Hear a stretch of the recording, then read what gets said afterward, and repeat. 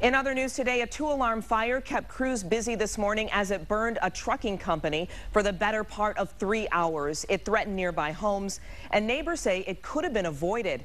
7 Action News reporter Malcolm Maddox was there all morning long. He joins us now with what neighbors are saying. Yeah, this is why the fire burned so brightly and for so long. Pallets, stacks and stacks of pallets. It took a while to put this fire out, but it is out at this point. And the good news, as far as we know, there were no injuries. Everybody is okay physically, but emotionally, well, that's a different story altogether.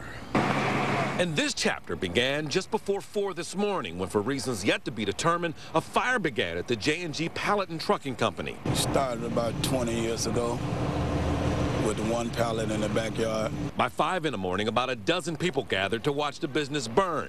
They stood in the rain, but if you look closely, these are tears because this isn't just a building, this is a part of the family. But interestingly enough, this isn't the first fire to occur here. The last fire was 75% loss.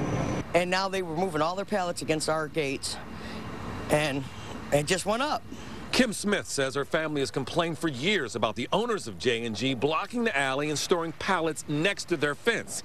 She says she's afraid if the company rebuilds, she'll lose a piece of her family. I grew up in here. My mom grew up in this house. And that we ain't going nowhere. She ain't going nowhere, you know.